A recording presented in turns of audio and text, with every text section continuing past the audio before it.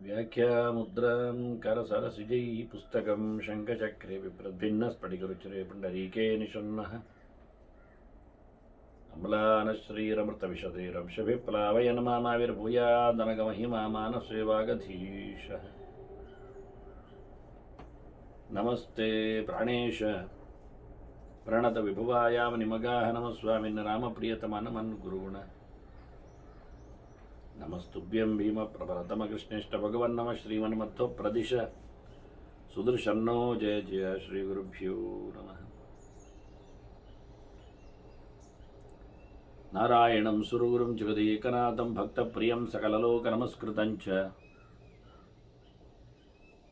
त्रैगुण्यवर्जितमजं विभुमाद्यमीशं वन्दे भुवग्नम् अमरासुरसिद्धवन्द्यं नारायणं नमस्कृत्य नरं चैव नरोत्तमं देवीं सरस्वतीं व्यासं ततो जयमुदीरये. ವೇದವ್ಯಾಸರ ಮಹಾಭಾರತದ ಚಿಂತಕರಿಗೆ ವಂದನೆಗಳು. ಶಾಂತಿ ಪರ್ವದ 490ನೆಯ ಪ್ರವಚನ. ನಾರದರು ಭಗವಂತನನ್ನು ಶ್ವೇತದ್ವೀಪದಲ್ಲಿ ಕಂಡಿದ್ದಾರೆ. ಅಮುಕ್ತ ಸ್ಥಾನದಲ್ಲಿ ನಾರಾಯಣನಲ್ಲಿ ಮಾತಾಡಿದ್ದಾರೆ. ನಾರಾಯಣ ಅಲ್ಲಿಂದ ತೆರಳಲು ಹೇಳಿದ್ದಾನೆ ನಾರದನಿಗೆ.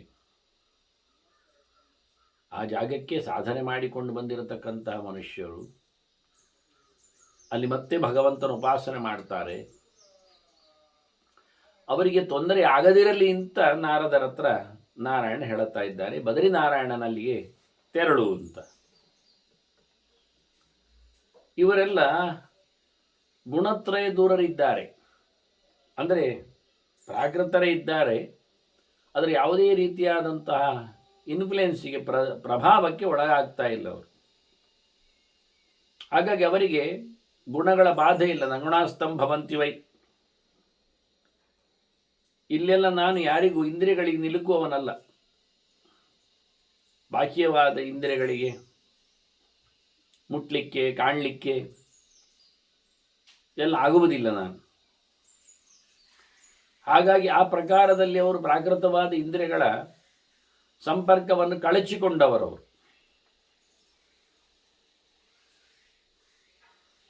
ಹಾಗೆ ಅವರ ಬದುಕಿದೆ. ಅವರು ಮತ್ತೆ ನನ್ನನ್ನು ಪ್ರವೇಶ ಮಾಡ್ತಾರೆ ನಾಳೆ ಅಂದರೆ ಅವರ ಪೀರಿಯಡಲ್ಲಿ. ಮಾಂ ಪ್ರವೇಶ್ಯಂತಿ ಅಸಂಶಯಂ. ಮುಕ್ತರ ಪ್ರವೇಶ ಇರುವಂಥದ್ದು ಶ್ವೇತದ್ವೀಪದಲ್ಲಿನ ವಾಸುದೇವನಲ್ಲಿ. ಹಾಗೆ ಅವನ ಪರಿಚಯ ಮಾಡ್ತಾರೆ. ಎಂ ಪ್ರವಿಶ್ಯ ಭವಂತಿ ಮುಕ್ತಾವೈ ದ್ವಿಜೋತ್ತಮಃ. ಹಾಗೆ ಪ್ರವೇಶ ಮಾಡುವುದರಿಂದ ಅವರು ಮುಕ್ತರು ಅನಿಸಿಕೊಳ್ತಾರೆ. ಅವನೇ ಭಗವಂತ ವಾಸುದೇವ. ಸ ವಾಸುದೇವ ವಿಜ್ಞೇಯ ಪರಮಾತ್ಮ ಸನಾತನ. ಸಕಲ ಶಾಸ್ತ್ರಗಳಿಂದ ವಾಚ್ಯನಾಗಿ ಎಂದೆಂದಿಗೂ ಇರುವವನು, ಪುರಾತನನು, ಏಕಪ್ರಕಾರನಾಗಿ ನಿಂತಿರತಕ್ಕಂಥ ಸರ್ವೋತ್ತಮನಾದ ಭಗವಂತನೇ ಅವನಿದ್ದಾನೆ. ಎಷ್ಟ ಸರ್ವಗತಃ ಸಾಕ್ಷಿ ಲೋಕಸ್ಯ ಆತ್ಮೇ ಇತಿ ಕಥ್ಯತೆ. ಅವನನ್ನೇ ಅಂತರ್ಯಾಮಿ ಅಂತ ಕರೀತಾರೆ ಎಲ್ಲರದ್ದು.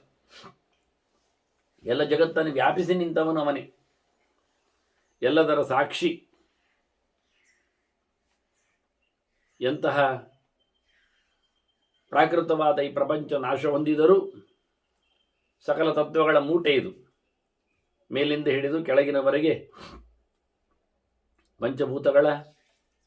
ಪಂಚಭೂತಗಳ ವಿಷಯಗಳ, ಅವುಗಳನ್ನು ಗ್ರಹಿಸತಕ್ಕಂಥ ಇಂದ್ರಿಯಗಳ, ಅವುಗಳೆಡೆಗೆ ಸಾಗತಕ್ಕ ಕರ್ಮೇಂದ್ರಿಯಗಳ, ಅದರೊಳಗಿನ ಅಂತರಿಂದ್ರಿಯಗಳ, ಮನಸ್ಸು, ಬುದ್ಧಿ, ಅಹಂಕಾರ, ಹೀಗೆ ಮಹತ್ತತ್ವದವರೆಗೂ ಎಲ್ಲ ತತ್ವಗಳ, ಅದರ ಆಚೆಗೆ ಭಗವಂತ 25 ನೇಮ. ಹಾಗೆ ಎಲ್ಲ ತತ್ವಗಳ ನಾಶ ಆದಾಗಲೂ ಇನ್ನು ನಾಶದ ಬಗ್ಗೆ ಮುಂದೆ ಹೇಳ್ತಾನೆ ಹೇಗೆ ಅಂತ. ನಶ್ಯಸ್ಸು ನವಿನಶ್ಯತಿ ಪಂಚವಿಂಶಃ. ಆ ಭಗವಂತ ಎಂದೂ ಸಹ ಸಂಹಾರಗೊಳ್ಳುವುದಿಲ್ಲ. ಆದ್ದರಿಂದ ಅವನು ಅಜಃ, ನಿತ್ಯ, ಶಾಶ್ವತಶ್ಚ, ನಿರ್ಗುಣ, ನಿಷ್ಕಲಸ್ತತ, ನಿಷ್ಕ್ರಿಯ. ಈ ವಿಷಯದ ಬಗ್ಗೆ ತುಂಬ ಇಲ್ಲಿ ವಿವರಣೆಗಳನ್ನು ನಾರಾಯಣ ಹೇಳುತ್ತಾನೆ. ಗುಣಾತಿಗನಾದ ಭಗವಂತ ತ್ರಿಗುಣಗಳಿಂದ ದೂರ ನಿಂತಿದ್ದಾನೆ. ಸಕಲ ಗುಣಗಳಲ್ಲಿ ಸಂಪೂರ್ಣನಿದ್ದಾನೆ. ಸೌಂದರ್ಯ ಔದಾರ್ಯಾದಿಗಳಿಂದ ಅಂತಹ ಭಗವಂತ ಯಾವುದೇ ಪ್ರಕಾರದಲ್ಲಿ ತನಗೋಸ್ಕರ ಯಾವುದೇ ಕ್ರಿಯೆಯನ್ನು ಮಾಡುವುದೇ ಇಲ್ಲ. ನಿರಾಳವಾದವನ ಇರುವಿಕೆ. ಹಾಗೆ ಯಾವುದೇ ಕಲೆಗಳು ಅವನಲ್ಲಿಲ್ಲ. ಉಸಿರಾಡಲಿಕ್ಕಾಗಲಿ, ಬದುಕಿಗಾಗಲಿ, ಈ ಭೌತ ಕಲೆಗಳಾಗಲಿ ಇದು ಯಾವುದೂ ಇಲ್ಲದ ಅಂತ ಶುದ್ಧನಾಗಿರತಕ್ಕಂಥ ಭಗವಂತ ಜ್ಞಾನದೃಷ್ಟ್ಯಸ್ಯ ಕಥ್ಯತೆ. ಅವನನ್ನು ನಾವು ಜ್ಞಾನದಲ್ಲಿ ಕಾಣಲಿಕ್ಕೆ ಆಗ್ತದೆ. ಅವನನ್ನೇ ಪುರುಷ ಅಂತ ಕರೆಯುವಂಥದ್ದು. ಬ್ರಹ್ಮಾಂಡದ ಪುರದಲ್ಲಿಯೂ ಇದ್ದಾರೆ, ಪ್ರತಿಯೊಬ್ಬರಲ್ಲೂ ಇದ್ದಾರೆ. ಪೂರ್ಣ ಷಡ್ಗುಣ ಸ್ವರೂಪನಿರ್ತಾನೆ ಭಗವಂತ. ಅನೇಕ ಬಾರಿ ಇಲ್ಲಿ ಪುರುಷ ಶಬ್ದವನ್ನು, ವಾಸುದೇವ ಶಬ್ದವನ್ನು, ನಿರ್ಗುಣ ಪದಗಳನ್ನು ಅಂದರೆ ಗುಣತ್ರಯದಿಂದ ಗುಣ ಸಂಪೂರ್ಣ ಪದಗಳೊಂದಿಗೆ ಗುಣತ್ರಯದಿಂದ ದೂರ ಇದ್ದಾನೆ ಎನ್ನುವ ನೆಲೆಯಲ್ಲಿ ಇಲ್ಲಿ ಅನೇಕ ಬಾರಿ ಭಗವಂತನ ಪರಿಚಯವನ್ನು ನಾರಾಯಣ ಅವನದ್ದೇ ಪರಿಚಯವನ್ನು ಮಾಡಿಸ್ತಾನೆ. ಅದನ್ನು ಯಾವುದೇ ನಾಶ ಆದಾಗ ನಾಶ ಆಗುವುದಿಲ್ಲ ಅಂದಾಗ ನಾಶದ ಕಲ್ಪನೆ ಹೇಗಿರುತ್ತದೆ, ಪ್ರಳಯದ ಕಥೆ ಏನು? ಪಂಚಭೂತಗಳು ಮೊದಲಿಗೆ ಒಂದರೊಳಗೊಂದು ಪ್ರವೇಶ ಮಾಡ್ತಾ ಬರ್ತಾವೆ. ಮಣ್ಣಿನಿಂದ ಹಿಡಿದು ಆರಂಭ, ಮಣ್ಣು ನೀರಿನಲ್ಲಿ, ನೀರು ತೇಜಸ್ಸಿನಲ್ಲಿ, ತೇಜಸ್ಸು ಗಾಳಿಯಲ್ಲಿ, ಗಾಳಿ ಆಕಾಶದಲ್ಲಿ, ಈ ಪಂಚಭೂತಗಳು ಕೊನೆಗೆ ಆಕಾಶವು ಅದು ಮನಸ್ಸಿನಲ್ಲಿ. ಮನೋಹಿ ಪರಮಂ ಭೂತಂ. ಭೌತದಲ್ಲಿ ಬಹಳ ದೊಡ್ಡ ಭೂತ ಅಂತರಿಂದ್ರಿಯ ಮನಸ್ಸು. ಅದರೊಳಗೆ ಪಂಚಭೂತಗಳ ಪ್ರವೇಶ. ಆ ಮನಸ್ಸು ಮತ್ತೆ ತದ ಅವ್ಯಕ್ತೇ ಪ್ರಲೀಯತೆ. ಅವ್ಯಕ್ತ ತತ್ವದಲ್ಲಿ ಅದರ ಪ್ರಳಯ. ಅವ್ಯಕ್ತಂ ಪುರುಷೇ ಬ್ರಹ್ಮನ್. ಆನಂತರ ಮನಸ್ಸು, ಅದರೊಳಗಿನ ಅಹಂಕಾರ, ಅದು ಬುದ್ಧಿ, ಬುದ್ಧಿಯಿಂದ ಮಹತ್ತತ್ವ, ಮಹತ್ತತ್ವದಲ್ಲಿ ಅವ್ಯಕ್ತ, ಅವ್ಯಕ್ತವು ಪುರುಷನಲ್ಲಿ, ಭಗವಂತನಲ್ಲಿ. ಮತ್ತು ಭಗವಂತ ನಾಸಿದಸ್ಮಾತ್ ಪರತರಹ ಅಂತಾನೆ. ಅಲ್ಲಿಂದ ಎಲ್ಲಿಲ್ಲ, ಸರ್ವೋತ್ತಮನಾದ ಭಗವಂತನಲ್ಲಿಗೆ ಮುಗಿಯಿತು. ನಾಸಿದಸ್ಮಾತ್ ಪರತರಹ, ಅವನಿಗೆ ಮಿಗಿಲಾದ ತತ್ವವೇ ಇಲ್ಲ. ಭಗವಂತನಲ್ಲದೆ ಯಾವುದೂ ಸಹ ನಿತ್ಯವಾದದ್ದಿಲ್ಲ ಜಗತ್ತಿನಲ್ಲಿ, ಸ್ಥಾವರ ಜಂಗಮಗಳಲ್ಲಿ. ನಡೆದಾಡುವ, ನಡೆದಾಡದ ಏನೊಂದು ಚೈತನ್ಯ ತುಂಬಿದ ಸೂತುಗಳಿವೆ, ಸಂಗತಿಗಳಿವೆ. ಅದನ್ನೇ ಭೂತ ಅಂತ ಕರೆಯುವಂಥದ್ದು, ಜೀವಜಾತ ಅಂತ ಹೇಳುವಂಥದ್ದು. ಯಾವುದರಲ್ಲಿ ಎಲ್ಲಿಯೂ ಸಹ ಶಶ್ವದೇಕ ಪ್ರಕಾರವಾಗಿರತಕ್ಕಂತಹ ಪ್ರಳಯಕ್ಕೆ ಒಗ್ಗದೇ ಇರುವ ನಿತ್ಯವಾಗಿರತಕ್ಕ ಸಂಗತಿ ಭಗವಂತನನ್ನು ಬಿಟ್ಟರೆ ಇನ್ಯಾವುದೂ ಇಲ್ಲ. ನಿತ್ಯಂ ಹಿ ನಾಸ್ತಿ ಜಗತಿ ಭೂತಂ ಸ್ಥಾವರ ಜಂಗಮಂ ಮೃತೆ ತಮೇಕಂ ಪುರುಷಂ ವಾಸುದೇವಂ ಸನಾತನ. ಆ ಸರ್ವೋತ್ತಮನಾದ ಪರಮಾತ್ಮನನ್ನು ಬಿಟ್ಟರೆ ಇನ್ಯಾವುದಕ್ಕೂ ಸಹ ಪರಿಪೂರ್ಣವಾದ ಅಸ್ತಿತ್ವ ಇಲ್ಲ. ಸ್ವತಂತ್ರವಾಗಿ ಅಸ್ತಿತ್ವವಿಲ್ಲವೇ ಇಲ್ಲ. ತದಧೀನವಾಗಿಯೇ ಉಳಿದದ್ದಿರತಕ್ಕಂತಹ ಕಥೆಗಳು, ನಿತ್ಯವಾದದ್ದು ಕಾಲ ಆದರೂ. ಅಂತಹ ಅದ್ಭುತವಾದಂಥ ತತ್ವ ಭಗವಂತ. ಅವನು ಎಲ್ಲ ಪ್ರಪಂಚದಲ್ಲಿಯೂ ನೆಲೆಗೊಂಡಿದ್ದಾನೆ. ಸರ್ವಭೂತಾತ್ಮಭೂತೋ ಹಿ ವಾಸುದೇವ ಮಹಾಬಲ. ಆಯಾ ವಸ್ತುವಿಗೆ ಬೇಕಾಗಿರತಕ್ಕಂಥ ಆಯಾ ಬಲಗಳನ್ನು ಕೊಟ್ಟವನಾಗಿ ಪ್ರತಿಯೊಂದರಲ್ಲಿಯೂ ತುಂಬಿದ್ದಾನೆ. ಹಾಗಾಗಿ ಅಂತಹ ಎಲ್ಲವನ್ನು ಸಹ ನಿಯಮಿಸುವವನಾದಂತಹ ಭಗವಂತ ಅವನು ಈ ಸೃಷ್ಟ ಪ್ರಪಂಚದಲ್ಲಿ, ಹಾಗೆ ಈ ಶರೀರದಲ್ಲಿ, ಪಂಚಭೂತಗಳ ಮೇಳನ ಈ ಶರೀರ ಇದೆ. ಮಣ್ಣು, ನೀರು, ಗಾಳಿ, ಆಕಾಶಗಳ ಬೆಂಕಿ ತತ್ವದ ಗೂಡು ಆಗಿ ನಿಂತಿರುವಂತಹ ಈ ದೇಹ. ಈ ದೇಹದೊಳಗೆ ಭಗವಂತ ದೇಹ ಸೃಷ್ಟಿಯಾದಾಗಲೇ ಪ್ರವೇಶ ಮಾಡಿದ್ದಾರೆ. ತತ್ಸೃಷ್ಟ್ವಾ ತದೇವಾನ ಪ್ರಾವಿಶತ್ ಅಂತ ಭೌತ ಸೃಷ್ಟಿಯ ಜೊತೆಯಲ್ಲೇ ಇದ್ದ. ಇನ್ನೊಂದು ಗಮ್ಮತ್ತು ಕೇಳಿದರೆ, ಮಣ್ಣು ಬಂದಾಗಲೇ ಭಗವಂತ ಅದರೊಳಗೆ ನಿಂತಿದ್ದಾನಾದ್ರಿಂದ ನಾವು ಮಣ್ಣಿಂದ ಕಾಯವನ್ನು ರಚನೆ ಮಾಡುವಾಗ ಬರಬೇಕಾಗಿಲ್ಲ. ಅದ್ರ ಉತ್ಪನ್ನ ಏವ ಭೂತಿ ಶರೀರಂ ಚೇಷ್ಟೆಯನ್ನು ಪ್ರಭು. ಈ ಜಡವಾದ ವಸ್ತುವಿಗೆ ಚೇಷ್ಟೆಯನ್ನು ಕೊಡುವವನೇ ದೇವರು. ಅಂತಹ ಸಾಮರ್ಥ್ಯ ಅವನಲ್ಲಿದೆ. ಹೀಗಾಗಿ ಪ್ರತಿಯೊಂದರಲ್ಲಿಯೂ ಚೇಷ್ಟೆಯನ್ನು ಕೊಡಲೋಸ್ಕರ ಭಗವಂತ ನೆಲೆಗೊಂಡಿದ್ದಾನೆ. ಅವನಿಲ್ಲದೆ ಯಾವುದೇ ಕೆಲಸ ಆಗುವುದಿಲ್ಲ. ಈ ದೇಹ ನವೀನ ಧಾತು ಸಂಗಾತಂ ಶರೀರಂ ಭವತಿ ಕ್ವಚಿತ್. ದೇಹಕ್ಕೆ ನಿರ್ಮಾಣಕ್ಕೆ ಬೇಕಾಗಿರುವಂತಹ ಸಪ್ತಧಾತುಗಳು, ತ್ವಕ್, ಚರ್ಮ, ಮಾಂಸ, ಮೇಧಸ್ಸು, ಮಜ್ಜ, ಅಸ್ಥಿ, ಇವುಗಳಿಂದ ದೇಹ ನಿರ್ಮಾಣ ಆಗ್ತದೆ. ಈ ದೇಹ ಅದು ಜಡವಾಗಿದೆ. ಇಲ್ಲಿ ಚೈತನ್ಯ, ಜೀವ ಇಲ್ಲದೆ ಇದ್ದರೆ ಇದು ಕೆಲಸಕ್ಕೆ ಬರುವುದಿಲ್ಲ. ಅದು ನಜ ಜೀವಂ ವಿನಾ ಬ್ರಹ್ಮನ್ ವಾಯವಹ ಚೇಷ್ಟೆ ಅಂತಿತ್ತು. ಇಲ್ಲಿ ಒಳಗೆ ಕೆಲಸ ಆಗಬೇಕಾದ್ರೆ ಜೀವ ಇರಬೇಕು. ಭೌತವಾದ ಶರೀರ, ಇಲ್ಲಿ ಕೆಲಸ ಆಗಲಿರತಕ್ಕಂತಹ ಚಿತ್ ಜೀವ, ಅವನನ್ನು ನೇಮಿಸುವವರು, ನಡೆಸಿಕೊಡುವವರು ಉಳಿದವರು ತತ್ವಾಭಿಮಾನಿಗಳು. ಅವರೂ ಸಹ ಪೂರ್ಣವಾಗಿ ಕಂಟ್ರೋಲ್ ಅಂಡರ್ ವಾಯ್, ಪ್ರಾಣತತ್ವದಲ್ಲಿ. ಹಾಗಾಗಿ ನಿಜವಾಗಿ ಚೇಷ್ಟೆ ಮಾಡುವುದು ಇಲ್ಲಿ ಪ್ರಾಣನೇ. ಪ್ರಾಣ ಶಬ್ದ ಕರ್ತವ್ಯ ಚೇಷ್ಟಕ ಅಂತರ್ಥ. ಅವನು ಭಗವಂತನ ಪರಿಪೂರ್ಣ ಅನುಗ್ರಹಕ್ಕೆ ಪಾತ್ರನಾಗಿಯೇ ಮಾಡ್ತಾನು. ಆದ್ದರಿಂದ ಇಲ್ಲಿ ಇರತಕ್ಕಂಥ ಸಂಗತಿಗಳನ್ನು ಅನೇಕ ವಿಷಯಗಳಲ್ಲಿ ಹೇಳಲಿಕ್ಕೆ ಬರ್ತದೆ. ನಿಜವಾಗಿ ಭಗವಂತನು ಜೀವನ ಆಗ್ತಾನೆ. ಜೀವೋ ವಿನೀತ ಸಾಕ್ಷಿ ಇಲ್ವಾ ಭಗವಂತನ 1000 ರೂಪಗಳಲ್ಲಿ ಒಂದು. ಹಾಗಾಗಿ ಸಜೀವ ಪರಿಸಂಖ್ಯಾತಃ ಶೇಷ ಸಂಘರ್ಷಣ ಪ್ರಭು. ಇಲ್ಲಿ ಚತುರೂಪದ ಸೃಷ್ಟಿಯ ಬಗ್ಗೆ ಚಿಂತನೆಯನ್ನು ಕೊಡ್ತಾನೆ ನಾರಾಯಣ. ವಾಸುದೇವ, ಸಂಕರ್ಷಣ, ಪ್ರದ್ಯುಮ್ನ, ಅನಿರುದ್ಧರು ಅಂತ 4 ವ್ಯಕ್ತಿಗಳು. ಇದು 4 ಭಗವಂತನ ರೂಪಗಳು. ಹೌದು, ಇದು 4 ಭಗವಂತನ ರೂಪಗಳು 4 ಕೆಲಸಗಳನ್ನು ಮಾಡುತ್ತವೆ. ಸೃಷ್ಟಿ, ಸ್ಥಿತಿ, ಸಂಹಾರ, ಮೋಕ್ಷದ ಕೆಲಸದಲ್ಲಿ ಪ್ರದ್ಯುಮ್ನ ಸೃಷ್ಟಿಯಲ್ಲಿದ್ದರೆ, ಸ್ಥಿತಿಯಲ್ಲಿ ಅನಿರುದ್ಧ ಇದ್ದರೆ, ಸಂಹಾರದಲ್ಲಿ ಸಂಕರ್ಷಣನಾದರೆ, ಮೋಕ್ಷದಲ್ಲಿ ವಾಸುದೇವ ಸಿಗ್ತಾನೆ. ಹೀಗೆ ಚತುರ್ರೂಪಗಳ ಉಪಾಸನೆ ಅದ್ಭುತವಾದದ್ದು. ಇಲ್ಲಿ ಚತುರ್ಮೂರ್ತಿಗಳನ್ನು ಇಲ್ಲಿ ನಾರಾಯಣ ಹೇಳುತ್ತಾನೆ ನಾರದನಿಗೆ. ಇದರಲ್ಲಿ ಇನ್ನೊಂದು ವಿಶೇಷ ಅಂದರೆ, ಈ ರೂಪಗಳು ಒಂದರಿಂದ ಒಂದು ರೂಪದಿಂದ ಹುಟ್ಟಿದ್ದು. ಹೌದು, ಭಗವಂತನ ವಾಸುದೇವ ರೂಪದಿಂದ ಸಂಕರ್ಷಣ ರೂಪ ಹುಟ್ಟಿದೆ, ಭಗವಂತನ ಸಂಕರ್ಷಣ ರೂಪದಿಂದ ಪ್ರದ್ಯುಮ್ನ ರೂಪ ಹುಟ್ಟಿದೆ, ಪ್ರದ್ಯುಮ್ನ ರೂಪದಿಂದ ಅನಿರುದ್ಧ ರೂಪ ಹುಟ್ಟಿದೆ. ಇವರು ಭಗವದ್ ರೂಪಗಳೇ ಆಗಿವೆ. ಹುಟ್ಟಿದೆ ಅಂದರೆ ಎಲ್ಲರೂ ಚಕ್ರಶಂಗ ಗದಾಪದ್ಮಧಾರಿಗಳೇ. ಅದು ಇನ್ನೊಂದು ವ್ಯೂಹಗಳಲ್ಲಿ ಆದಾಗ. ಇಲ್ಲಿ ಚತುರ್ಮೂರ್ತಿಗಳಿಗೆ ಬಂದಾಗ ವಾಸುದೇವ ಚಕ್ರಶಂಗ ಗದಾಪದ್ಮದಲ್ಲಿ ನಿಂತರೆ, ಸಂಕರ್ಷಣ ಚಕ್ರಶಂಗ ಹಲಮುಸರದಲ್ಲಿದ್ದಾನೆ, ಪ್ರದ್ಯುಮ್ನ ಚಕ್ರಶಂಗ ಬಿಲ್ಲುಬಾಣಗಳಲ್ಲಿದ್ದಾನೆ, ಅನಿರುದ್ಧ ಚಕ್ರಶಂಗ ಕತ್ತಿ ಗುರಾಣಿಯಲ್ಲಿದ್ದಾನೆ. ಇಲ್ಲಿಯೂ ಭಗವಂತನ ರೂಪದಿಂದ ಹುಟ್ಟಿದ್ದು. ವಾಸುದೇವನಿಂದ ಸಂಕರ್ಷಣ, ಸಂಕರ್ಷಣ ಪ್ರದ್ಯುಮ್ನ, ಪ್ರದ್ಯುಮ್ನಿಂದ ಅನಿರುದ್ಧಕ್ಕೆ ಭಗವದ್ ರೂಪಗಳೆಂದೇ ವಿಶೇಷ ಇದು. ಹೀಗೂ ಒಂದಿದೆ ಸೃಷ್ಟಿ. ಹಾಗೆ ಮತ್ತೆ ವಾಸುದೇವನಿಂದ ವಾಸುದೇವ, ಸಂಕರ್ಷಣ ಸಂಕರ್ಷಣ, ಪ್ರದ್ಯುಮ್ನಿಂದ ಪ್ರದ್ಯುಮ್ನ, ಅನಿರುದ್ಧನ ಅನಿರುದ್ಧ, ಹೀಗೂ ಒಂದಾಗಿದೆ. ಇಲ್ಲಿ ಭಗವಂತನ ಮೂರ್ತಿಗಳಷ್ಟೇ ಅಲ್ಲದೆ ಜೀವಮೂರ್ತಿಗಳು ಬಂದಿವೆ. ಅದರಿಂದ ವಾಸುದೇವನಿಂದ, ನಾರಾಯಣನಿಂದ ಸಂಕರ್ಷಣ ಬಂದಿದ್ದಾನೆ ಅಂದರೆ ಶೇಷ ಬಂದಿದ್ದಾನೆ ಅಂತ ಅರ್ಥ. ಶೇಷನಿಂದ ಮತ್ತೆ ಪ್ರದ್ಯುಮ್ನ ಬಂದಿದ್ದಾನೆ ಅಂದರೆ ಅವನು ಪ್ರದ್ಯುಮ್ನೇ ಬಂದಿದ್ದಾನೆ ಅಂತ ಅರ್ಥ. ಪ್ರದ್ಯುಮ್ನ ಅಂದರೆ ಸ್ಕಂದ, ಸನತ್ ಕುಮಾರ, ಮನ್ಮಥ. ಆ ಪ್ರದ್ಯುಮ್ನಿಂದ ಅನಿರುದ್ಧ ಬಂದಿದ್ದಾನೆ, ಅನಿರುದ್ಧನೇ 10ನೇ ಕಕ್ಷೆಯಲ್ಲಿ ಬರುವ ದಕ್ಷನಿಗೆ ಸಮನಾಗಿ ನಿಂತವ. ದಕ್ಷ, ಸ್ವಯಂಭೂಮನು ಇವರಿಗೆ ಸಮನಾಗಿದ್ದಾನೆ ಅನಿರುದ್ಧ ಅಂತ. ಹೀಗೆ ಈ 4 ವ್ಯೂಹಗಳಲ್ಲಿ ವಾಸುದೇವನೊಂದು ಬಿಟ್ಟರೆ ಮತ್ತೆ 3 ಜನ ಜೀವರೇ, ಸಂಕರ್ಷ, ಪ್ರದ್ಯುಮ್ನ, ಅನಿರುದ್ಧ. ಹೀಗಾಗಿ ಇಲ್ಲಿ ತತ್ವಗಳ ಸೃಷ್ಟಿಯನ್ನು ಹೇಳುವಾಗ ಭಗವಂತನ ರೂಪಗಳು ಬಂದ ಹಾಗೆ ಭಗವಂತನ ರೂಪಗಳ ಅಧೀನಗಳಾಗಿ ಜೀವರೂಪಗಳು, ಜೀವರು ಬಂದಿದ್ದಾರೆ. ಇಲ್ಲಿ ದೇವರನ್ನು ದೇವರು ಅಂತ ಕರೆದ ಹಾಗೆ, ಜೀವನನ್ನು ಜೀವ ಅಂತ ಕರೆದ ಹಾಗೆ, ದೇವರನ್ನು ಜೀವ ಅಂತಲೂ ಕರೆದದ್ದುಂಟು, ಜೀವನನ್ನು ದೇವ ಅಂತ ಕರೆಯುವುದು ಉಂಟು. ವಾಯುದೇವ ಅಂತ ಕರೀದಿಲ್ವ, ದೇವದೇವೋ ವಿಶಿಷ್ಟ ಅಂತ. ಹಾಗಾಗಿ ವಾಯುದೇವ ಅಂತ ಕರೆಯುವಾಗ ವಾಯು ಜೀವ ಅಲ್ವಾ? ಹೌದು, ದೇವಶಬ್ದ ಪ್ರಯೋಗ ಮಾಡುತ್ತೆ. ಹಾಗೆ ದೇವತೆಗಳಿಗೂ ದೇವಶಬ್ದವನ್ನು ಪ್ರಯೋಗ ಮಾಡುತ್ತೇವೆ. ಅವರು ಪ್ರಕಾಶ ಸ್ವರೂಪರು ಎನ್ನುವ ಅರ್ಥದಲ್ಲಿ, ದೊಡ್ಡವರು ಎನ್ನುವ ಅರ್ಥದಲ್ಲಿ.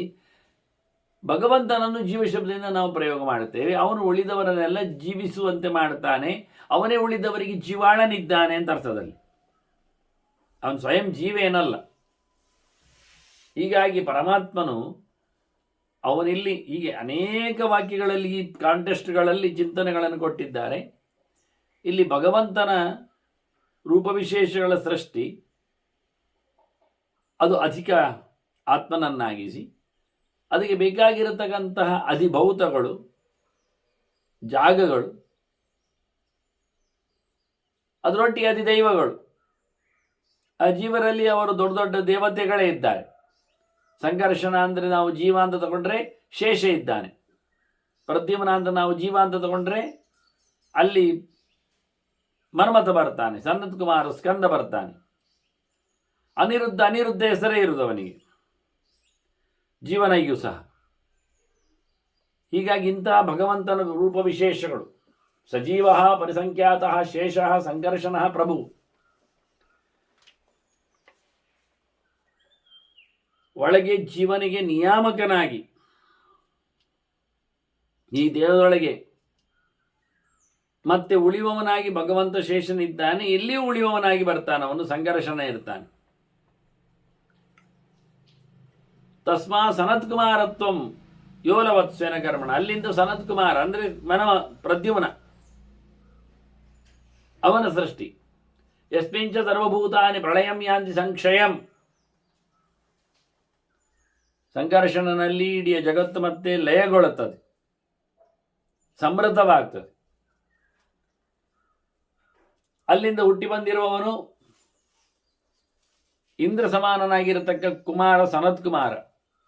ಅವನು ಮನಸ್ಸಿಗೆ ಅಧಿದೇವತೆ ಇದ್ದಾನೆ. ಸಮನಃ ಸರ್ವಭೂತಾನಾಂ. ಹಾಗೆಯೇ ಆ ಮನಸ್ಸಿನನ್ನು ಸೃಷ್ಟಿ ಮಾಡಿದ ಮತ್ತೊಬ್ಬ ಪ್ರದ್ಯುಮ್ನಃ ಪರಿಬದ್ಧತೆ. ಅವನು ಪ್ರದ್ಯುಮ್ನನಿದ್ದಾನೆ ಅಲ್ಲಿಂದ ಮತ್ತೆ ತಸ್ಮಾತ್ ಪ್ರಸೂತಃ ಯಕರ್ತ ಕಾರಣಂ ಕಾರ್ಯಮೇವ ಚ. ತಸ್ಮಾತ್ ಸರ್ವಂ ಸಂಭವತಿ. ಇಲ್ಲಿ ಎಲ್ಲ ಕಡೆಯಲ್ಲಿ ಮತ್ತೆ ಮತ್ತೆ ಅವನಿಂದ ಸೃಷ್ಟಿಯನ್ನು ಹೇಳುವುದರಿಂದ ಸಮರ್ಥವಾದ ಸರ್ವ ಸೃಷ್ಟಿಯಾಗಲಿಕ್ಕೆ ಭಗವಂತನೇ ಕಾರಣನಿರ್ತಾನೆ. ಹಾಗೆ ಅಲ್ಲಿಂದ ಮುಂದಕ್ಕೆ ಅವನನ್ನು ಅನಿರುದ್ಧ ಅಂತ ಕರೀತಾರೆ. ಸೋನಿರುದ್ಧ ಸ ಈಶಾನಃ ವ್ಯಕ್ತಿ ಸಾ ಸರ್ವಕರ್ಮಸ್ಸು. ಎಲ್ಲ ಕೆಲಸಗಳನ್ನು ಮಾಡಿಸುವವ ಪ್ರಪಂಚದಲ್ಲಿ ಇವ ಇದ್ದಾನೆ. ಹೀಗೆ ಅನಿರುದ್ಧನ ಭಗವದ್ರೂಪದ ಮತ್ತು ಜೀವನ ಚಿಂತನೆ 4 ರೂಪದ ಉಪಾಸನೆಯ ಮುಖ. ಅವನನ್ನೇ ನಾವು ಅಹಂಕಾರ ಅಂತ ಕರಿತೇವೆ. ಅಂದರೆ ಜೀವಾಭಿಮಾನಿ, ನಾನು ಅಂತ ಹೇಳ್ತಾನೆ ಅಂತ. ಸೋಹಂಕಾರ. ಈ ಎಲ್ಲ ವಿಷಯಗಳು ಅಸ್ಪಷ್ಟವಾಗಿರಲಿಕ್ಕೆ ಕಾರಣವು ಅದು ನನ್ನದೇ. ಕೃಷ್ಣ ಹೇಳ್ತಾನೆ, ಮಾಯಾಕೇಶ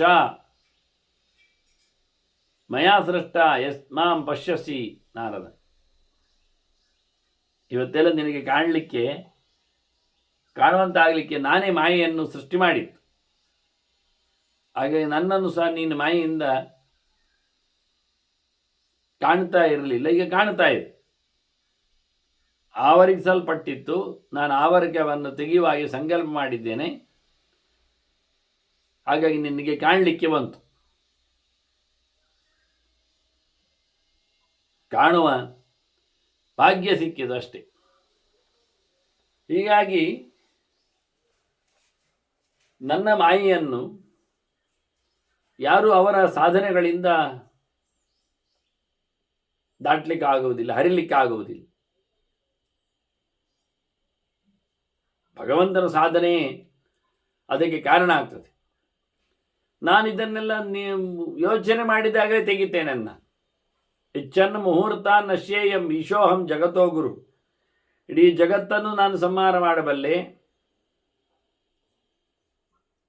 ಇಡೀ ಜಗತ್ತಿಗೂ ಉಪದೇಶ ಕೊಡುವವನಾಗಿದ್ದೇನೆ, ಜಗದ್ಗುರು.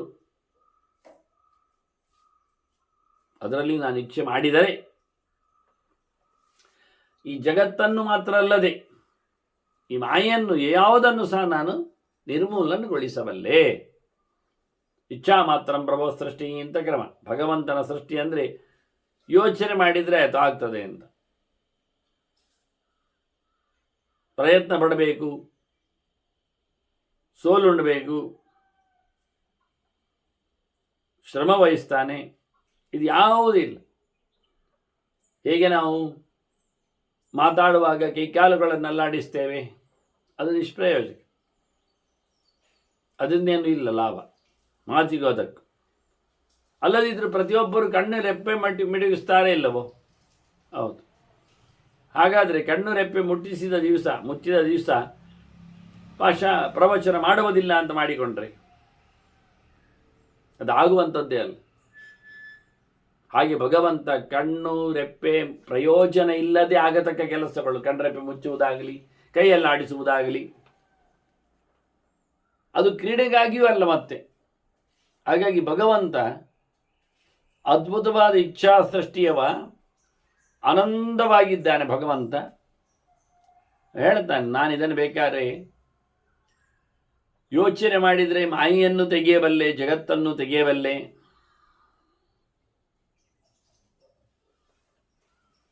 ಹಾಗಾಗಿ ಇದು ಅದ್ಭುತವಾದಂತಹ ನೆಲೆಗಟ್ಟು. ನಿನಗೂ ನಾನು ನನ್ನನ್ನು ಕಾಣಿಸಿಕೊಂಡಿದ್ದೇನೆ, ಅದು ಮಾಯೆ. ನಾನು ಮಾಯಾ ವೈನಂ ಜ್ಞಾನಂ ಅಂತ ನನ್ನ ಇಚ್ಛೆ ಅಂತಲೂ ಅರ್ಥ. ಮಾಯಾ ಅಂದರೆ ಇಚ್ಛೆ. ನನ್ನ ಇಚ್ಛೆಯಿಂದಾಗಲಿ ನನ್ನ ವಿಶೇಷವಾದ ಅನುಗ್ರಹದಿಂದಾಗಿ ನನ್ನನ್ನು ಕಂಡಿರುವಂಥದ್ದು. ಮತ್ತು ನನ್ನ ನೋಡುವಾಗ ನೀನು ಇದನ್ನು ನನ್ನ ಪ್ರಾಕೃತ ರೂಪ ಅಂತ ತಿಳ್ಕೊಳ್ಬೇಡ. ಯತತ್ವಯ ನಮ್ಮ ವಿಜ್ಞೇಯಂ ರೂಪಮಾನ್ ಇತಿ ದೃಶ್ಯತೆ. ನಾನು ಕಾಣಲಿಕ್ಕೆ ಸಿಗ್ತೇನೆ ಅಂತ ಹೇಳಿಕೊಂಡು ನನ್ನನ್ನು ಹೀಗೆ ಇರುವುದು ಅಂತ ತಿಳ್ಕೊಳ್ಳಬೇಡ. ಪ್ರಾಕೃತವಾಗಿ ನೀನು ಕಲಿಬೇಡ. ನಿನ್ನ ಅಭ್ಯಾಸಕ್ಕಾಗಿ ನಾನು ತೋರಿಸಿದ್ದೇನೆ ಅರ್ಧ ಬೆಳಕನ್ನೆಲ್ಲ ಮಾಡಿ ಆ ಲೆಕ್ಕಾಚಾರದಲ್ಲಿ. ಹೀಗೆ ಪೂರ್ಣವಾದಂತಹ ಕಾಣಲು ನನ್ನದೇ ವಿಶೇಷವಾದಂಥ ಅನುಗ್ರಹ. ಹಾಗೆ ನಾನು ಕಾಣಿಸಿಕೊಂಡಿದ್ದೇನೆ ಅಂತ, ಕಾಣಿಸ್ತಾನೆ ಅಂತ ತಿಳ್ಕೊಳ್ಬೇಡ. ಅಹಂ ಈ ಜೀವ ಸಂಜ್ಞೋ ಮೈ ಜೀವ ಸಮಾಹಿತಃ. ನಾನು ಎಲ್ಲರನ್ನು ಬದುಕಿಸುವುದರಿಂದ ನನಗೆ ಜೀವ ಅಂತಲೇ ಹೆಸರು. ನಾನು ಎಲ್ಲರಲ್ಲಿಯೂ ಸಹ ನೆಲೆಗೊಂಡಿದ್ದೇನೆ. ಎಲ್ಲಿ ಜೀವ ಉಂಟು ಅಲ್ಲೆಲ್ಲ ದೇವತೆಗಳು ಜೀವರೇ, ಚಿತ್ಸರೋಬರು. ಎಲ್ಲಿ ಜೀವ ಇದೆ ಅಲ್ಲೆಲ್ಲ ಕಡೆ ಪರಮಾತ್ಮನ ಶಕ್ತಿ ಇದೆ. ಅವನನ್ನು ನೋಡಿಕೊಳ್ತಾ ಇದ್ದ. ಹಾಗಾಗಿ ಅವನನ್ನು ಜೀವ ಅಂತ ಕರೀತಾರೆ. ಎಲ್ಲ ಜೀವಗಳು ಅವನಲ್ಲಿ ಆಶ್ರಯವನ್ನು ಪಡೆದದ್ದರಿಂದ ಭಗವಂತ ಎಲ್ಲ ಜೀವರಿಗೆ ಆಶ್ರಯನಾಗಿ ಜೀವ ಅಂತ ಅನಿಸಿಕೊಂಡಿದ್ದಾನೆ. ಅವನಿಂದಾಗಿ ಎಲ್ಲರೂ ಜೀವಿಸುತ್ತಾರೆ. ಅದು ನಿನಗೆ ತಪ್ಪು ಕಲ್ಪನೆ ಎಲ್ಲ ಬೇಡ. ಮೈವತೆ ಬುದ್ಧಿರತ್ರಾಭೂ ದೃಷ್ಟೋ ಜೀವೋ ಮಮೇತಿವೈ. ನಾನು ಜೀವನ ನೋಡಿದೆ, ಎಲ್ಲರೂ ಕಂಡಿದ್ದಾರೆ, ನನಗೆ ಗೊತ್ತಾಯ್ತು ಎಲ್ಲ ಹೇಳಲಿಕ್ಕೆ ಹೋಗಬೇಡ.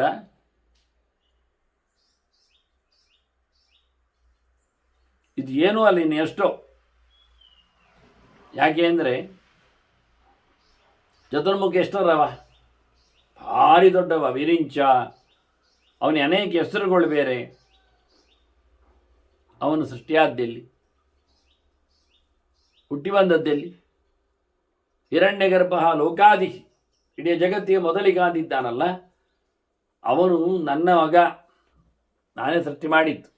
ಮಮ ಬಕ್ವರ್ಥ ಚಿಂತಕ, ನನ್ನ ಬಹಳ ಹೆಚ್ಚಿನ ಅರ್ಥ ಚಿಂತನೆ ಮಾಡುವುದು ಅವನೊಬ್ಬನೇ. ಜೀವೋತ್ತಮನಾದ ಚತುರ್ಮುಖ, ಜೀವರಲ್ಲಿ ಒಬ್ಬನೇ ಹೆಚ್ಚು ಚಿಂತನೆ ಮಾಡುವ, ಪೂರ್ಣ ಅಂತ ಹೇಳಲಿಲ್ಲ.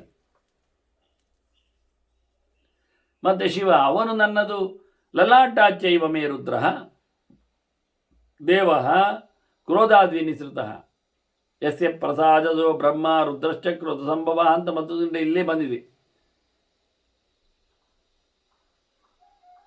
ಭಗವಂತನ ಪ್ರಸನ್ನತೆಯಲ್ಲಿ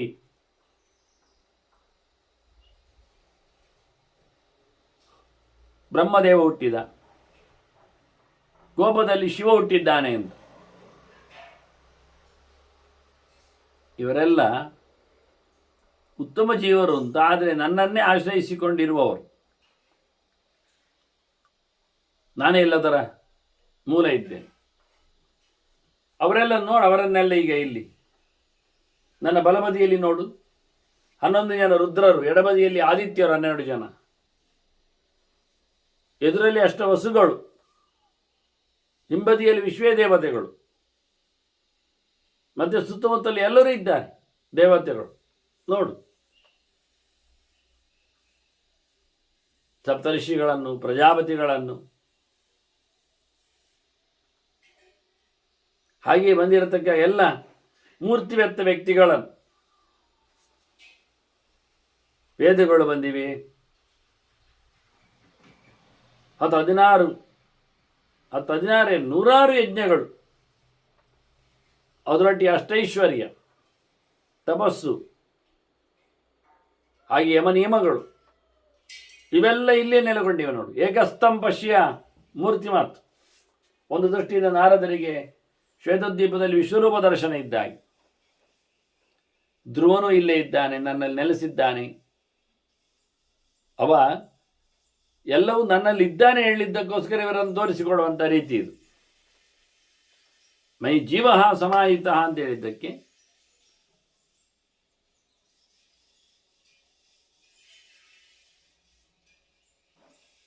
ಹಾಗೆಯೇ ಧ್ರುವ ಕಾಣ್ತಾ ಇದ್ದಾನೆ.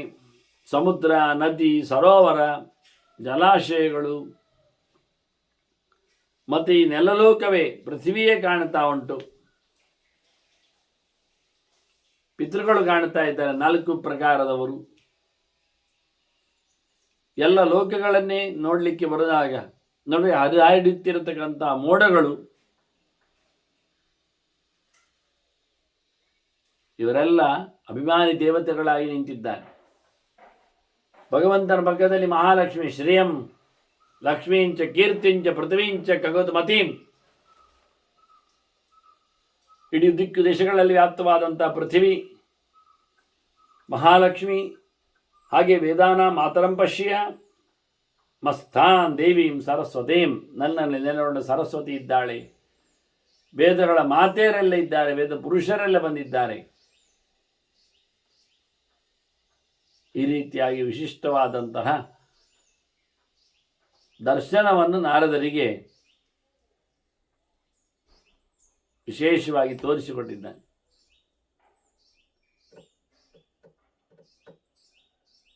ದೇವರು ಹೇಳ್ತಾನೆ, ದೇವಕಾರ್ಯಾದಪಿ ಮುನೇ ಪಿತೃಕಾರ್ಯಂ ವಿಶಿಷ್ಯತೆ ಅಂತ. ಬಹಳ ಕಡೆಯಲ್ಲಿ ಪುರಾಣಗಳಲ್ಲೆಲ್ಲ ಬಂದ ಮಾತುಗಳೇ ಇವು.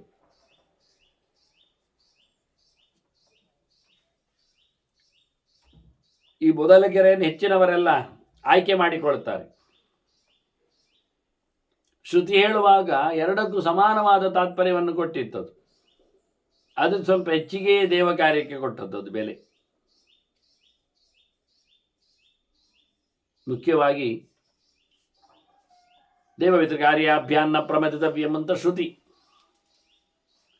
ದೇವತೆಗಳ ಕೆಲಸಗಳನ್ನು ಬಿಡ್ಲಿಕ್ಕಿಲ್ಲ, ಪಿತೃಕೆಲಸಗಳನ್ನು ಬಿಡ್ಲಿಕ್ಕಿಲ್ಲ ಅಂತ. ಆದರೆ ಯಾವುದಕ್ಕೆ ಇಂಪಾರ್ಟೆನ್ಸ್? ಅಷ್ಟೆಲ್ಲ ದಿವಸಗಳು ನಾವು ದೇವರ ಕೆಲಸ ಮಾಡ್ತೇವೆ, ಸೇವೆ ಪೂಜೆ ಪುನಸ್ಕಾರ ಮಾಡ್ತೇವೆ. ವರ್ಷಕ್ಕೆ 1, 2, 3, 4 ದಿನಗಳಲ್ಲಿ ನಮಗೆ ಪಿತೃ ಸೇವೆಗಳಿಗೆ ಅವಕಾಶ, ತಂದೆ ತಾಯಿಗಳ ನೆನಪಿನಲ್ಲಿ ಮಾಡುವಂಥದ್ದು. ಹಾಗಾಗಿ ಯಾವತ್ತು ಮನೆಯಲ್ಲಿ ದೇವರ ಪೂಜೆ ಇಲ್ಲವೂ ಆಗ್ತದೆ, ಶ್ರಾದ್ದ ಅಂತ ಹೇಳಿಕೊಂಡು. ಹಾಗೆ ಮಾಡಲಿಕ್ಕಿಲ್ಲ. ಎಂತಹ ನೈಮಿತ್ತಿಕವಾದಂಥ ಶ್ರಾದ್ದ ಪ್ರಕ್ರಿಯೆಗಳ ಸಂಭವಗಳಿದ್ದರೂ ನಿತ್ಯವಾಗಿ ಮಾಡತಕ್ಕಂತಹ ದೇವಾರಾಧನೆಯನ್ನು ಮೊಟಕುಗೊಳಿಸಲಿಕ್ಕಿಲ್ಲ, ಕಮ್ಮಿ ಮಾಡಲಿಕ್ಕಿಲ್ಲ, ಇಲ್ಲ ಮಾಡಲಿಕ್ಕಿಲ್ಲ. ಹೀಗೆ ಪ್ರಧಾನವಾದದ್ದು ದೇವತೆಗಳದ್ದೇ ವಿಶೇಷವಾದಂಥ ಕಾರ್ಯಕ್ರಮಗಳಾದರೂ ಈ ಗೆರೆಯನ್ನು ಇಲ್ಲಿ ಹೇಳುವಾಗ ನಾರಾಯಣ ವಿಶೇಷಾರ್ಥದಲ್ಲಿ ಪ್ರಯೋಗ ಮಾಡಿದ್ದಾನೆ. ದೇವಕಾರ್ಯಾದ ಅಭಿಮುನೇ ಪಿತೃಕಾರ್ಯಂ ವಿಶಿಷ್ಯತೆ. ಯಾಕೆ ಅಂದರೆ ದೇವಾನಾಂಚ ಋಷೀಣಾಂಚ ಪಿತಾ ಹಿ ಏಕೋ ಹಮೀರಿತಃ. ಎಲ್ಲರಿಗೂ ಅಪ್ಪ ಯಾರು? ಏಕೋಹಂ ಆದಿತಃ, ಮೊದಲಿಂದಲೂ ನಾನು ಎಲ್ಲರಿಗೂ ದೊರೆ. ಹಾಗಾಗಿ ಅಪ್ಪನು ಎಲ್ಲರಿಗೂ ನಾನೇ. ಆದ್ದರಿಂದ ನೀವು ದೇವಕಾರ್ಯ ಮಾಡುವುದಿಲ್ಲ, ಪಿತೃಕಾರ್ಯ ಮಾಡ್ತೇನೆ ಹೇಳಿದರೆ ಸರಿ ಮಾಡಿ. ಯಾರನ್ನು? ನನ್ನನ್ನೇ. ಎಲ್ಲರ ಪಿತೃ ನಾನೇ ಇದ್ದೇನಲ್ಲ.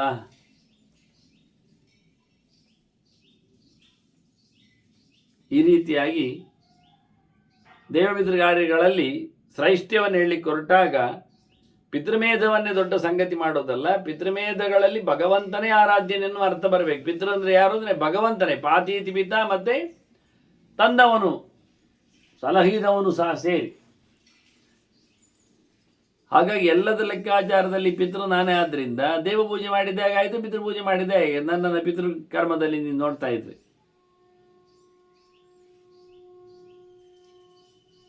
ಮತ್ತು ವಿಶೇಷವಾಗಿ ಭಗವಂತ ತಿಳಿಸಿಕೊಡ್ತಾನೆ, ನಾನು ಸಮುದ್ರದಲ್ಲಿ ಇದ್ದೇನೆ ಅಂತ. ಅಯಂ ಹಯಶಿರೋ ಭೂತ್ವ ಸಮುದ್ರೇ ಪಶ್ಚಿಮೋತ್ತರೇ ಪಿಬಾಮಿ ಸುಹೃತಂ ಹವ್ಯಂ ಕವ್ಯಂಚ ಶ್ರದ್ಧೆಯಾನ್ವಿತಂ. ಯಾರು ಪ್ರೀತಿಯಿಂದ ನನಗೆ ಹವ್ಯ ಕವ್ಯಗಳನ್ನು ಸಮರ್ಪಿಸ್ತಾರೆ,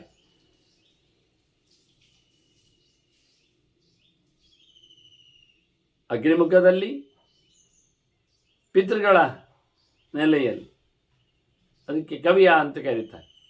ಹಾಗೆ ಹವ್ಯ ಕವಿಗಳನ್ನು ಯಾರು ನನಗೆ ಸಮರ್ಪಿಸ್ತಾರೆ ವಿಶೇಷವಾಗಿ, ಅವರು ಹವ್ಯ ಕವಿಗಳನ್ನು ನಾನು ಕೊಟ್ಟದ್ದನ್ನು, ಶ್ರದ್ಧೆಯಿಂದ ಕೊಟ್ಟದ್ದನ್ನು ನಾನು ಹಯಗ್ರೀವನಾಗಿ ಸ್ವೀಕಾರ ಮಾಡ್ತೇನೆ ಅಂತ ಹೇಳಿಬಿಟ್ಟ. ಎಲ್ಲಿ? ಸಮುದ್ರದಲ್ಲಿ ಇದ್ದೆ, ಪಶ್ಚಿಮೋತ್ತರ ಸಮುದ್ರದಲ್ಲಿ ನಾನು ನೆಲೆಗೊಂಡಿದ್ದೇನೆ, ಕುದುರೆ ಮೋರೆಯನ್ನು ಹೊತ್ತವನಾಗಿದ್ದೇನೆ.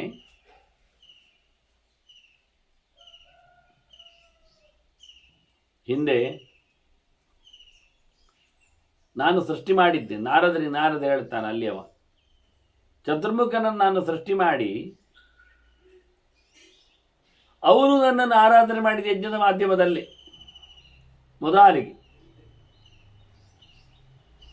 ನಾನು ಅವನ ಸೃಷ್ಟಿಯನ್ನು ಮಾಡಿದ ಹೊತ್ತಿನಲ್ಲಿ ಮಯಾ ಸೃಷ್ಟ ಪುರಾ ಬ್ರಹ್ಮ ಮಾಂ ಯಜ್ಞಂ ಅಯಜತ್ ಸ್ವಯಂ, ನನ್ನನ್ನು ಯಜ್ಞನನ್ನಾಗಿಸಿಕೊಂಡು ನಾನು ಅವನಿಗೆ ಯಜ್ಞನೇ, ಆರಾಧ್ಯ ದೈವ. ಹಾಗಾಗಿ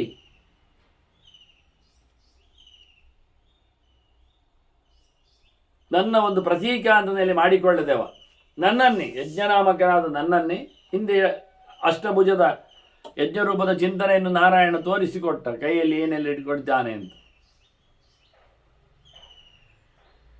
ಕಮಂಡಲು, ವೇದಿ, ದಂಡ, ಮಣಿಸರ, ಅಜಿನ, ಬೆಂಕಿ, ಅದಕ್ಕೆ ಬೇಕಾದಂಥ ವೇದಿಕೆ, ಇವನ್ನೆಲ್ಲ ಇಟ್ಟುಕೊಂಡ ಬಗೆಯನ್ನು ಉಲ್ಲೇಖ ಮಾಡಿದೆ ಯಜ್ಞ ನಾರಾಯಣನ ಚಿಂತನೆ.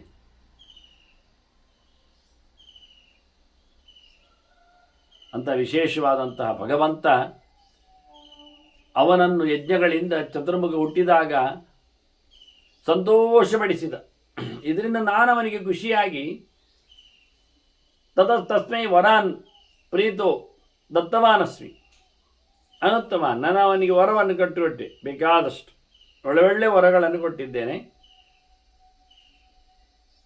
ಮುಖ್ಯವಾಗಿ ಅವನನ್ನು ನನ್ನ ಆರಂಭದಲ್ಲಿ ಮಗನನ್ನಾಗಿಸಿಕೊಳ್ಳುತ್ತೇನೆ ಹೇಳಿದ್ದೇನೆ. ಮತ್ಪುತ್ರತ್ವಂಚ ಕಲ್ಪಾದೌ ಲೋಕಾಧ್ಯಕ್ಷತ್ವಮೇವ ಚ, ಅದರಂತೆ ಇಡೀ ಲೋಕಕ್ಕೆ ಒಡೆಯನನ್ನಾಗಿ ಊರ್ಧ್ವಲೋಕಾಧಿಪತಯೇ ಬ್ರಹ್ಮಣೇ ನಮಃ, ಹಂಸವಾಹನಾಯ ನಮಃ, ಗಾಯತ್ರೀಪತಯೇ ನಮಃ. ಮತ್ತು ಅದೇ ವರಾಭಯಗಳು, ಅದರೊಟ್ಟಿಗೆ ಕಮಲಗಳನ್ನು ಹೊತ್ತು ನಿಂತಿದ್ದ.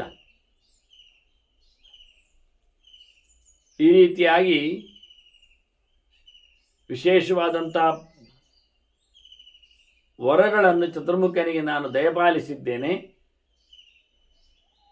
ಇಲ್ಲಿನ 8 ಲೋಕಪಾಲಕರಿಂದ ಅಧೋಲೋಕಪಾಲಕರಿಂದ ಮಿಗಿಲಾಗಿ 9ನೇ ಮೇಲಿನ ಲೋಕದ ಒಡೆಯನನ್ನಾಗಿ ನಾನು ಮತ್ತೆ ಬಡಿತೇನೆ ಅವನನ್ನು ಅಂತ ಹೇಳಿದ್ದೇನೆ. ನನ್ನ ಮಗನನ್ನಾಗಿಸಿಕೊಳ್ತೇನೆ ನಾಭಿಕಮಲದಲ್ಲಿ ಸೃಷ್ಟಿ ಮಾಡುವ ಮೂಲಕ.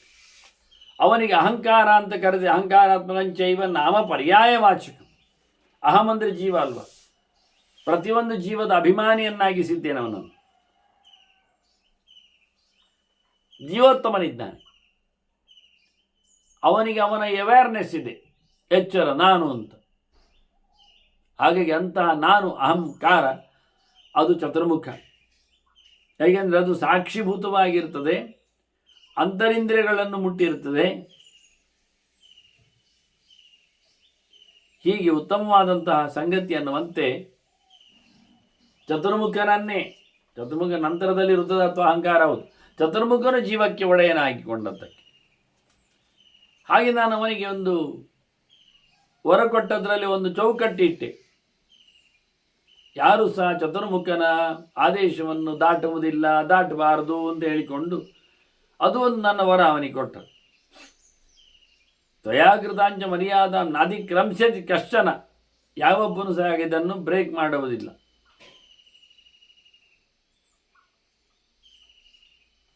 ಹಾಗೆ ನಡೆಸಿಕೊಡುತ್ತೇನೆ. ಮತ್ತೆ ನೀನು ಎಲ್ಲರಿಗೂ ವರ ಕೊಡುವವನಾಗ್ತೀಯ ಅನ್ನುವುದಾಗಿ ನಾನು ಬ್ರಹ್ಮನಿಗೆ ವರ ಕೊಟ್ಟಿದ್ದೆ. ತ್ವಂಚೈವ ವರದೋ ಬ್ರಹ್ಮನ್, ಯಾರಿಗೆಲ್ಲ? ದೇವತೆಗಳಿಗೆ, ದಾನವರಿಗೆ, ಋಷಿಗಳಿಗೆ ಮತ್ತು ಇತರರಿಗೂ, ಪಿತೃಗಳಿಗೂ ಮತ್ತು ಲೋಕದವರಿಗೂ ಬ್ರಹ್ಮನೇ ಎಲ್ಲರಿಗೂ ವರ ಕೊಡುವವನಾಗಿ, ಆರಾಧ್ಯನಾಗಿ. ಹಾಗೆ ನಾನು ನನ್ನ ಶುದ್ಧ ಪ್ರತೀಕ ಮೊದಲ ಪ್ರತೀಕ ಅವನನ್ನು ಬ್ರಹ್ಮನನ್ನು ನಾನು ಮಾಡಿದ್ದೇನೆ ಅಂತೇಳಿ ಬ್ರಹ್ಮನ ವೈಭವ, ಬ್ರಹ್ಮನನ್ನು ಭಗವಂತನ ಮುಖ್ಯ ಪ್ರತೀಕವನ್ನಾಗಿಸಿಕೊಂಡು ಲೋಕದಲ್ಲಿ ಉಪಾಸನೆ ಮಾಡುತ್ತಾನೆ.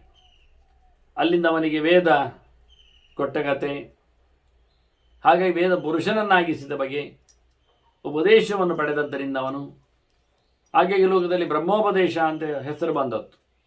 ಮೊದಲ ಬ್ರಹ್ಮನಿಗೆ ಭಗವಂತ ಉಪದೇಶ ಮಾಡಲಿಕ್ಕೆ ಹೋಗಿ ಎಲ್ಲರ ವಿಜ್ಞಾನಮಯ ಕೋಶದಲ್ಲಿ ಉಪದೇಶದ ವಾರ್ತೆ ನಡೆಯಲಾಗಿ, ಮತ್ತೆ ಅವನಿಗೆ ವೇದವನ್ನು ಕೊಟ್ಟದ್ರಿಂದ ಎಲ್ಲರಿಗೂ ವೇದದ ಸಾರವನ್ನಾಗಿಸಿಕೊಂಡು ಸಾಂಕೇತಿಕವಾಗಿ ಕೊಡುವ ಮೂಲಕವೂ ಪರಿಪೂರ್ಣ ತತ್ವದ ಭಗವಂತನನ್ನು ಕೊಡುವುದರಿಂದ ಎಲ್ಲೆಡೆ ಭಗವಂತನನ್ನು ಉಪದೇಶದಲ್ಲಿ ಪಡಿಬೇಕಾದ್ದರಿಂದಲೂ ಹೀಗೆ ಅನೇಕ ಅರ್ಥಗಳಲ್ಲಿ ಅಂತಹ ಚತುರ್ಮುಖ ನನ್ನಿಂದ ಸೃಷ್ಟನಾಗಿದ್ದಾನೆ, ನನ್ನಿಂದ ವರ ಪಡೆದಿದ್ದಾನೆ. ನಾನೇ ಅವನಿಗೆ ನಿನ್ನ ಪ್ರಕಾರದಲ್ಲಿ ನಾನಿದ್ದೇನೆ ಅಂತಲೂ ಹೇಳಿದ್ದೇನೆ ವರ ಕೊಡುವ ಮೂಲಕ. ಹಾಗಾಗಿ ಚತುರ್ಮುಖನೇ ಮುಂದಿನವರಿಗೆ ವರ ಕೊಡುವ ಹಾಗೆ ಒಂದು ದೃಷ್ಟಿಯಿಂದ ದೇವರು ರೆಸ್ಟ್. ಒಬ್ಬ ವ್ಯಕ್ತಿಗೆ ಆ ಪಾರುಪತ್ಯವನ್ನು ಕೊಟ್ಟ ಬಳಿಕ ಲೋಕದವರಿಗೆಲ್ಲರಿಗೂ, ಹಾಗಾಗಿ ಚತುರ್ಮುಖನ ತಪಸ್ಸು ಮಾಡುವುದು ಹಿರಣ್ಯಾಕ್ಷಾದಿಗಳು ಎಂಥದಕ್ಕೆ ಕೇಳಿದರೆ ಅರ್ಥ ಆಗ್ತದೆ. ಇಲ್ಲಿ ಅದು ದೇವರೇ ಮಾಡಿತ್ತು. ಅವನು ಹೇಳ್ತಾನೆ, ನಾರಾಯಣ ನಾನು ಚತುರ್ಮುಖನಿಗೆ ಉಳಿದವರಿಗೆ ವರ ಕೊಡುವ ಪವರ್ ಕೊಟ್ಟಿದ್ದೇನೆ. ಇಲ್ಲಾದರೆ ಅವರೆಲ್ಲ ಜಪ ತಪಸ್ಸು ಎಲ್ಲ ಮಾಡುವಾಗ ಬ್ರಹ್ಮದೇವ ಹೇಳಬೇಕಿತ್ತು, ನೀವು ನನ್ನ ತಪಸ್ಸು ಮಾಡಬೇಡಿ, ನಾರಾಯಣನ ಹತ್ರ ಕೇಳಬೇಕು, ನಾರಾಯಣನನ್ನು ಮಾಡಿ ಅಂತ. ನಾರಾಯಣನ ಹೇಳಿಬಿಟ್ಟಿದ್ದಾನೆ, ನೀನೇ ಆಗಿ ಹೋಗು ಅಂತ. ನೀನೇ ವರ ಕೊಡುವನು. ತಂಚೈವ ವರದೋ ಬ್ರಹ್ಮನ್. ದೇವದಾನವರಿಗೆ, ಋಷಿಗಳಿಗೆ, ಪಿತೃಗಳಿಗೆ ಎಲ್ಲರಿಗೂ, ಒಳ್ಳೆಯವರಿಗೆ ಕೆಟ್ಟವರಿಗೆ ಅಂತಲ್ಲ, ಇಡೀ ಪ್ರಪಂಚಕ್ಕೆ ಭೂತಗಳಿಗೆ ಎಲ್ಲರಿಗೂ, ಎಲ್ಲ ಜೀವಜಾತಗಳಿಗೂ ಸಹ ಚತುರ್ಮುಖನನ್ನು ವರಪ್ರದನನ್ನಾಗಿಸಿ ಭಗವಂತ ತಂದಿದ್ದಾನೆ, ಪೂಜೆಯಲ್ಲಿ ನೆಲೆಗೊಳಿಸಿದ್ದಾನೆ. ಹೀಗೆ ನಾರಾಯಣ ತನ್ನ ಮಹಿಮೆಯನ್ನು ಬಣ್ಣಿಸ್ತಾನೆ. ಮಹಿಮೆಯಲ್ಲಿ ಮುಂದಕ್ಕೆ ಚತುರ್ಮುಖನ ಇನ್ನೂ ಅಂದರೆ ದೇವರು ತಾನೂ ಸಹ ಕಮಿಟ್ಮೆಂಟ್ ಅದರಲ್ಲಿ ಇದ್ದಾನೆ ಅಂತ ಹೇಳಿಕೊಳ್ಳಿಕ್ಕೆ, ಮತ್ತು ರುದ್ರನ ಸೃಷ್ಟಿಯನ್ನು ತಿಳಿಸ್ತಾ, ಮತ್ತು ಭಗವಂತನ ವಿಶೇಷವಾದ ನಾರದರು ಕೇಳಿಕೊಂಡಂತೆ ವೈಭವದಲ್ಲಿ ಅವತಾರಗಳ ಬಗ್ಗೆ ಚಿಂತನೆಯು ಮುಂದೆ ಸಾಗಲಿದೆ. ಅದನ್ನು ಮತ್ತೆ ಸೇರಿದಾಗ ಕೇಳುವ ವಂದನೆಗಳೊಂದಿಗೆ ಶ್ರೀಕೃಷ್ಣ ನಾರಾಯಣ ನಾರಾಯಣ.